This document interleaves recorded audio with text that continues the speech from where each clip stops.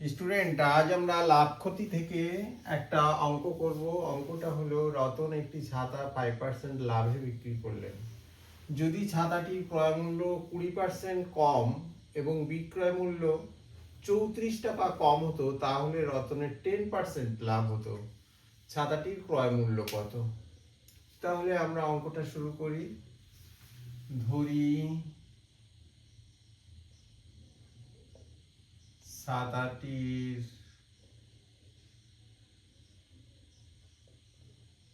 ক্রয় মূল্য x টাকা। তাহলে এখন আমরা বের করব 5% লাভে ছাতাটির বিক্রয় মূল্য কত। 5% লাভে ছাতাটির বিক্রয় মূল্য কত হবে? x এর 100 প্লাস 5/100 টাকা। এই ক্যালকুলেশনটা করলে হবে 105x/100 টাকা।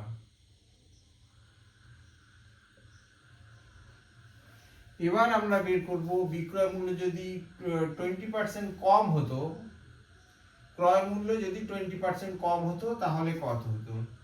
20% কমে ছাতাটির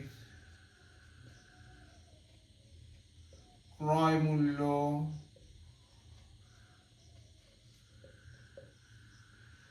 x এর 20% কম, তাহলে উপরে হবে 100 মাইনাস 20 আর নিচে 100 টাকা, অর্থাৎ 80x/100 টাকা।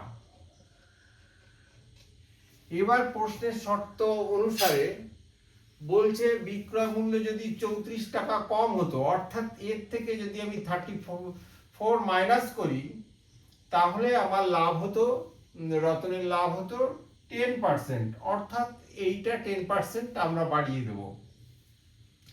তাহলে লিখতে হবে প্রশ্ন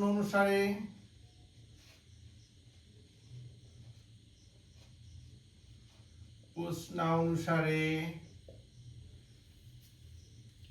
বিক্রয় মূল্য যদি 34 টাকা কম হতো, অর্থাৎ 105x/100 মাইনাস 34 ইকুয়াল টু, এইটা বিক্রয় মূল্য 80x/100, এর উপরে 10% চাপাতে হবে, অর্থাৎ এর 100 প্লাস 10/100।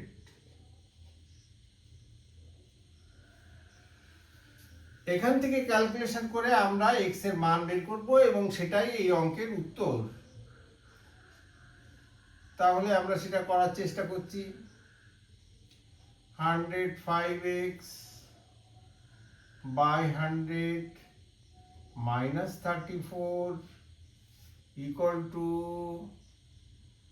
80x/100, এর উপরে 100 10/100, এখানে এই শূন্য কাটা হলো, এই শূন্য আর এই শূন্যটা কাটা হলো। এবার আমরা x গুলোকে লেফট হ্যান্ড সাইডে নিয়ে আসব এবং 34 কে রাইট হ্যান্ড সাইডে নিয়ে যাব। 105x/100 minus 8 11 88, 88x/100 equal to 34, বা এখান থেকে লসাগু হচ্ছে 100, তাহলে উপরে হলো 105x minus 88x equal to 34। বাকি অংশ আমি এখানে করছি, বা এই মাইনাসটা করলে হচ্ছে 17x 17x by 100 equal to 34 বা x equal to 34 into 100টা ওপাশে গেলে উপরে আর 17টা নিচে, এইটির সঙ্গে এটা কাটলে 2, অতএব x equal to 200 টাকা। এটাই answer student, thank you. Short প্রশ্নের সহজ সমাধানের জন্য Facebook page Math in Mind follow করুন।